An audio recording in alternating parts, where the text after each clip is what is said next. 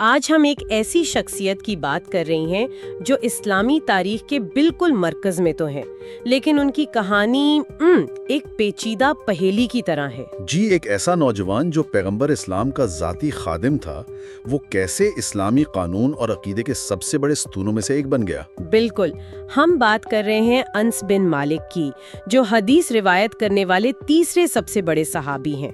ان سے تقریباً 2286 روایات منسوب ہیں، لیکن یہ سب ایک ایسے شخص سے ہیں جس نے اپنی زندگی کے سب سے اہم سال 10 سے 20 سال کی عمر پیغمبر اسلام کی خدمت میں گزارے۔ صحیح، تو آج کی ہماری یہ کھوج اسی پہیلی کو سلجھانے کی کوشش کرے گی۔ ہمارے پاس کلاسیکی اسلامی ذرائع بھی ہیں، جدید تحقیق بھی، اور سنی و شیعہ مکاتب فکر کے تنقیدی جائزے بھی۔ اور ہماری کوشش یہ ہوگی کہ ہم اس اہم شخصیت کی زندگی کو سمجھیں اور ان سے جڑے جو بڑے بڑے سوالات ہیں انہیں غیر جانبداری سے سب کے سامنے رکھیں۔ تو چلیں شروع کرتے ہیں۔ سب سے پہلے تو یہ بتائیں کہ انس بن مالک تھے کون؟ ان کا خاندانی پس منظر کیا تھا؟ ان کا پورا نام انس بن مالک بن نضر الانصاری الخزرجی تھا۔ وہ مدینے کے مشہور قبیلے خزرج سے تعلق رکھتے تھے۔ اچھا، ان کی شاخ بنو نجار کہلاتی تھی، جو پیغمبر اسلام کے ننھیال بھی تھے۔ جی بالکل، ان کی پیدائش ہجرت سے تقریباً 10 سال پہلے یعنی 612 عیسوی میں مدینہ میں ہوئی۔ یعنی جب پیغمبر اسلام مکہ سے مدینہ تشریف لائے تو انس ایک چھوٹے بچے تھے۔ جی، ان کی عمر تقریباً 8 سے 10 سال تھی، اور یہیں سے ان کی زندگی کا وہ باب شروع ہوتا ہے جس نے انہیں تاریخ میں امر کر دیا۔ ان کی والدہ ام سلیم، ان کا کردار یہاں بہت اہم ہے۔ بہت اہم۔ وہ اسلام قبول کرنے والی ابتدائی خواتین میں سے تھیں۔ انہوں نے ایک غیر معمولی فیصلہ کیا۔ وہ اپنے کمسن بیٹے کو لے کر پیغمبر اسلام کی خدمت میں حاضر ہوئیں اور کہا کہ میرے پاس آپ کو تحفے میں دینے کے لیے کچھ نہیں، میرا یہ بیٹا حاضر ہے۔ جی، کہ یہ آپ کی خدمت کرے گا۔ یہ تو بہت بڑا فیصلہ تھا۔ تو انہوں نے 10 سال تک یہ خدمت کی۔ ایک سوال جو ذہن میں آتا ہے، کیا وہ غلام تھے؟ نہیں، یہ واضح کرنا بہت ضروری ہے۔ وہ ایک خادم صحابی تھے، غلام ہرگز نہیں تھے۔ اچھا، یعنی ایک طرح کی شاگردی تھی، ایک اپرینٹسشپ؟ بالکل، جس میں انہیں 24 گھنٹے پیغمبر اسلام کی صحبت میں رہنے کا موقع ملا۔ وہ ان کے ذاتی کام کرتے، ان کے ساتھ سفر کرتے، اور ان کی زندگی کے ہر پہلو کو بہت قریب سے دیکھتے رہے۔ اور یہ سلسلہ پیغمبر اسلام کے وصال تک، یعنی 10 سال تک جاری رہا؟ جی، وصال کے بعد وہ کچھ عرصہ مدینہ میں رہے، پھر اسلامی فتوحات کے بعد بصرہ منتقل ہو گئے، جو آج کے عراق میں ہے۔ جی، اور اپنی باقی زندگی وہیں گزاری۔ انہوں نے بہت لمبی عمر پائی، تقریباً 103 قمری سال، اور 93 ہجری یعنی 712 عیسوی میں ان کا انتقال ہوا۔ ان کی ذاتی زندگی کے بارے میں بھی کچھ دلچسپ روایات ہیں، خاص طور پر پیغمبر اسلام کی ایک دعا کے حوالے سے۔ جی، یہ بہت مشہور ہے۔ روایت ہے کہ پیغمبر اسلام نے ان کے لیے مال اور اولاد میں کثرت اور لمبی عمر کی دعا کی تھی، اور کہا جاتا ہے کہ یہ دعا لفظ بلفظ پوری ہوئی۔ بالکل۔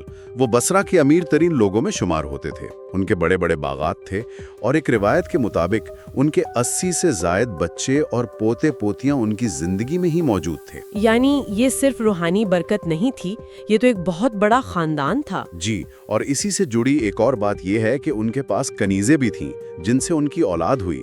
انہوں نے غلاموں کو آزاد بھی کیا، جن میں سب سے مشہور سیرین تھے، جو آگے چل کر مشہور عالم محمد ابن سیرین کے والد بنے۔ ٹھیک ہے، یہ تو ہوئی ان کی زندگی کی ایک بنیادی تصویر، لیکن یہاں سے اصل سوالات شروع ہوتے ہیں۔ جی، سب سے بڑا تضاد یہ ہے کہ ایک بچہ جس کی عمر 10 سے 20 سال کے درمیان ہو، وہ 2286 احادیث کیسے یاد رکھ سکتا ہے؟ اور ان میں صرف روزمرہ کے واقعات نہیں ہیں۔ نہیں، ان میں پیچیدہ قانونی اور مذہبی تفصیلات بھی شامل ہیں۔ یہ بات آسانی ہے سمجھ میں نہیں آتی۔ آپ نے بالکل صحیح جگہ انگلی رکھی ہے۔ یہی وہ مرکزی نقطہ ہے جہاں سے تمام بحثیں شروع ہوتی ہیں، اور اس پر ہمیں 3 بڑے نقطہ نظر ملتے ہیں۔ اچھا، وہ کیا ہے؟ ایک ہے روایتی سنی دفاع، دوسرا جدید علمی تنقید، اور تیسرا شیعہ مکتب فکر کا اعتراض۔ تو روایتی سنی علماء اس کم عمری کے مسئلے کو کیسے دیکھتے ہیں؟ کیا وہ اسے کمزوری نہیں مانتے؟ ان کے لیے یہ کوئی مسئلہ ہے ہی نہیں، بلکہ وہ اسے ایک بہت بڑی خوبی قرار دیتے ہیں۔ خوبی؟ وہ کیسے؟ ان کا کہنا ہے کہ آپ اسے آج کی کلاس روم کی تعلیم کے طور پر مت دیکھیں۔ یہ ایک 24 گھنٹے کی شاگردی تھی۔ وہ صرف سن نہیں رہے تھے، وہ پیغمبر کی زندگی کو جی رہے تھے۔ یعنی ایک طرح سے ان کا ذہن ایک خالی سلیٹ تھا جس پر ہر واقعہ نقش ہو رہا تھا۔ بالکل، روایتی علماء کے نزدیک بچپن کی یادداشت پتھر پر لکیر کی طرح ہوتی ہے۔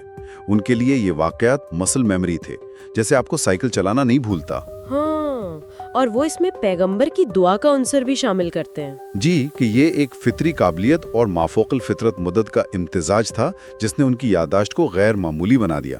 اچھا، یہ تو ہوئی دفاع کی بات، لیکن جو لوگ تنقید کرتے ہیں، خاص طور پر جدید نفسیات کی روشنی میں، وہ اس معصوم یادداشت والی دلیل کو کیسے رد کرتے ہیں؟ جدید تحقیق یہاں آ کر ایک بہت بڑا سوال کھڑا کرتی ہے، جسے کچھ محققین 90 سال کا مسئلہ کہتے ہیں۔ 90 سال کا مسئلہ، یہ کیا ہے؟ انس بن مالک نے اپنی زیادہ تر روایات اپنی زندگی کے آخری 20-25 سالوں میں بیان کی، یعنی جب ان کی عمر 80 سے 100 سال کے درمیان تھی۔ جدید نفسیات ہمیں بتاتی ہے کہ بچپن کی یادیں وقت کے ساتھ بدلتی ہیں، ان میں بعد کے تجربات اور خیالات شامل ہو جاتے ہیں، وہ کوئی ویڈیو ریکارڈنگ نہیں ہوتی۔ یہ تو بہت اہم نقطہ ہے، یعنی کوئی بھی شخص کیا وہ 80 سال پرانے واقعات کو بالکل حرف بہ حرف سنا سکتا ہے؟ یہی سوال ناقدین اٹھاتے ہیں، اور ہمارے پاس کوئی ایسا طریقہ نہیں ہے جس سے ہم یہ فرق کر سکیں کہ انس بن مالک نے کون سی روایت جوانی میں بیان کی اور کون سی بڑھاپے میں۔ اور اس معاملے پہ شیعہ علماء کا کیا موقف ہے؟ حلال و حرام جیسے پیچیدہ مذہبی اور سیاسی معاملات کو کیسے سمجھ سکتا تھا؟ اچھا، تو ان کے نزدیک یہ یادیں حقیقت سے زیادہ مثالی تصورات کا عکس ہیں، یعنی بعد میں جو پیغمبر اسلام کی ایک خاص تصویر بنائی گئی اسے بچپن کی یادوں پر منطبق کر دیا گیا ہو۔ تو یادداشت کا سوال تو اپنی جگہ، لیکن یہ یادیں ایک خلا میں تو نہیں بن رہی تھیں۔ انس بن مالک کی زندگی کا بڑا حصہ ایک ایسے دور میں گزرا جہاں ہر لفظ کے سیاسی معنی تھے۔ اور یہی اس کہانی کا دوسرا بڑا باب ہے، سیاست۔ انس بن مالک بصرہ میں رہتے تھے، جو اموی حکومت کا ایک بہت اہم مرکز اور فوجی چھاونی تھی، اور وہاں الحجاج بن یوسف جیسا سخت گیر گورنر بھی تھا۔ اس ماحول میں غیر جانبدار رہنا تقریباً ناممکن تھا۔ جی، اور اس سیاسی کشمکش کا سب سے بڑا مظہر غدیر خم کا واقعہ ہے، جس پر شیعہ اور سنی نقطہ نظر میں زمین آسمان کا فرق ہے۔ تو اس معاملے میں انس بن مالک پر کیا الزام لگایا جاتا ہے؟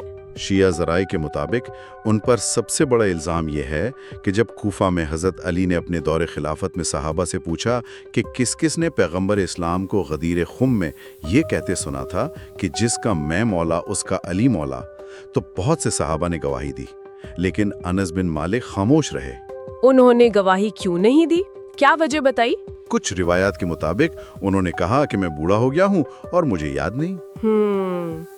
اس پر حضرت علی نے مبینہ طور پر ان کے لیے بد دعا کی، جس سے ان کے چہرے پر برس کا ایک سفید داغ پڑ گیا جو وہ چھپایا کرتے تھے۔ یہ تو بہت سنگین الزام ہے۔ جی، اور شیعہ علماء کے لیے یہ اس بات کا ثبوت ہے کہ انس بن مالک نے اموی حکومت کے دباؤ میں آ کر جان بوجھ کر گواہی چھپائی۔ اس کے جواب میں سنی علماء کیا کہتے ہیں؟ وہ اس بد دعاؤں والی روایت کو مانتے ہیں؟ سنی علماء اس بد دعا والی روایت کو مکمل طور پر من گھڑت اور ناقابل اعتبار قرار دیتے ہیں۔ تو پھر ان کے نزدیک حقیقت کیا ہے؟ ان کا موقف یہ ہے کہ انس بن مالک نے غدیر خم کی روایت بیان کی ہے اور یہ سنی کتابوں میں موجود ہے، لیکن شاید اس زور اور اس تشریح کے ساتھ نہیں جس کی شیعہ توقع رکھتے ہیں۔ تو ان کی خاموشی کی وجہ؟ سنی علماء کے نزدیک ان کی سیاسی معاملات پر نسبتاً خاموشی فتنے اور خانہ جنگی سے بچنے کے لیے ایک اصولی غیر جانبداری تھی۔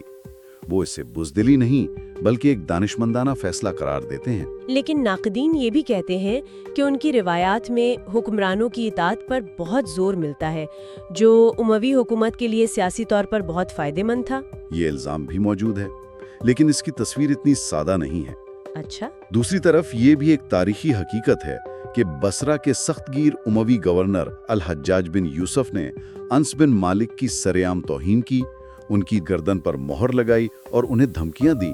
یہ واقعہ تو ثابت کرتا ہے کہ وہ حکومت کے مکمل اعلی کار نہیں تھے۔ جی، اور اس سے بھی اہم بات یہ ہے کہ انہوں نے حضرت علی کی فضیلت میں حدیث طیر یعنی پرندے والی مشہور حدیث بھی روایت کی ہے۔ یہ وہی مشہور واقعہ ہے جس میں ایک بھونا ہوا پرندہ، جی، جس میں پیغمبر اسلام نے دعا کی کہ اے اللہ اپنے سب سے محبوب بندے کو بھیج تاکہ وہ میرے ساتھ یہ کھائے۔ और फिर हजरत अली तशरीफ लाए। तो ये हदीस रिवायत करना इस बात की नफी करता है कि वो मुनज़्ज़म तरीके से अली मुखालिफ थे। बिल्कुल। तो तस्वीर बहुत पेचीदा है। वाकई ये कोई सीधी लकीर नहीं है। अब आते हैं उन रिवायात की तरफ जो सबसे ज्यादा हैरान कुन और मुतनाज़िया हैं। जी, इनकी रिवायात में माफूकुल फितरत वाकयात का जिक्र कसरत से मिलता है। मसलन खाने के एक छोटे से बर्तन से पूरी फौज का खाना खा लेना, या पैगंबर इस्लाम की उंगलियों से पानी का चश्मा जारी होना, और वो खजूर के तने का रोना। जी, कि जब मिंबर बन गया तो वो तना बच्चे की तरह रोने लगा। और कुछ ऐसी रिवायात भी हैं जो पैगंबर इस्लाम की ज़ात से मुतालिक है, जैसे उनकी जिस्मानी ताकत के बारे में रिवायत। जी, कि उनमें 30 मर्दों के बराबर ताकत थी। और उसके अलावा कुछ ऐसी रिवायात भी हैं जो आज के दौर में बहुत मुतनाज़िया समझी जाती हैं, जैसे ऊंट के पेशाब से इलाज की हदीस। जी, और शायद सबसे ज्यादा बहस की जाने वाली डिवाइन फुट, यानी अल्लाह का जहन्नुम पर कदम रखने वाली हदीस। इन तमाम रिवायात को समझने के लिए हमारे पास क्या फ्रेमवर्क है? जाहिर है इन पर इत्तिफाक तो नहीं होगा। बिल्कुल नहीं। यहाँ भी हमें शदीद इख्तिलाफ नजर आता है। रिवायती सुन्नी मौक़िफ़ के मुताबिक ये मौजिज़ात नबूवत के दलाइल हैं और इन्हें लफ्जी तौर पर कबूल किया जाता है। और कदम वाली हदीस के बारे में? इस जैसी सिफाते इलाही के बारे में उनका अकीदा बिला कैफ का है। ये बिला कैफ क्या है?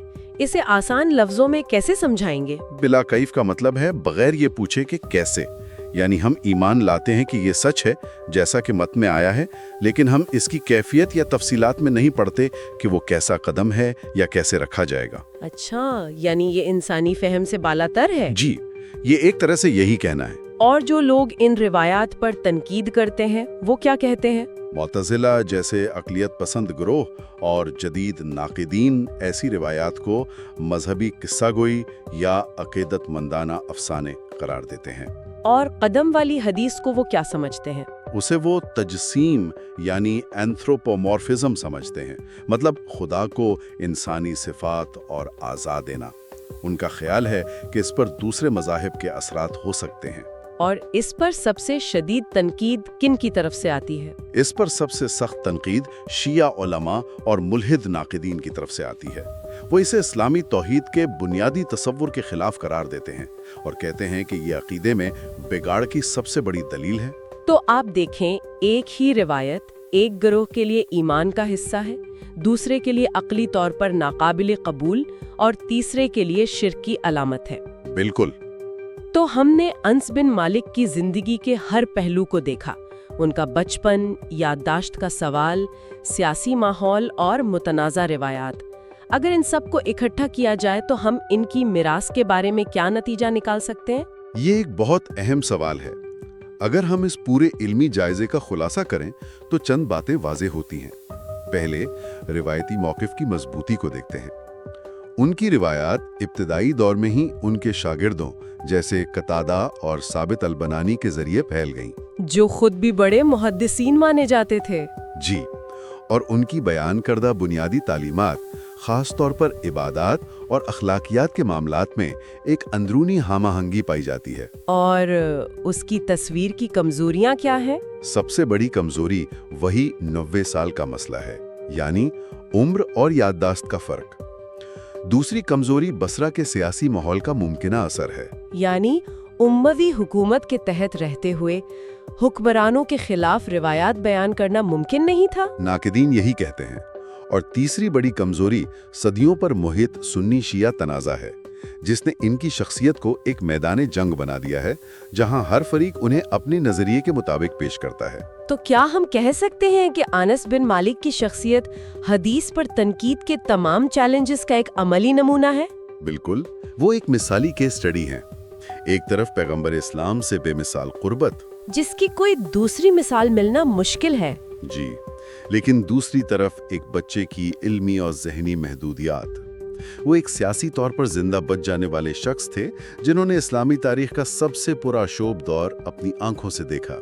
वो मौजिज़ात और कानून दोनों का जरिया है। बिल्कुल, उनकी शख्सियत हमें बताती है कि जराह तादील यानी रावियों को परखने का इल्म इस्लामी रिवायत में इतना अहम क्यों समझा जाता है। ये वाकई एक पेचीदा तस्वीर है। एक शख्स जो पैगंबर के घर में पला बड़ा, वही बाद में इतने गहरे इख्तिलाफात का मरकज बन गया। और यहीं पर मैं एक गहरी सोच छोड़कर बात खत्म करना चाहूँगा।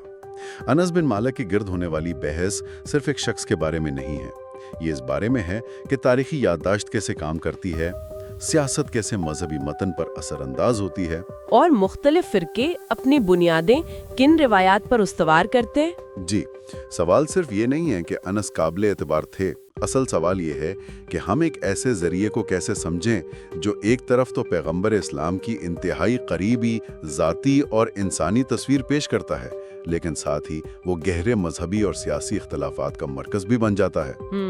उनकी जिंदगी का मुताला हमें खुद रवायत के बनने के अमल और उस पर होने वाले झगड़ों को गहराई से देखने पर मजबूर करता है।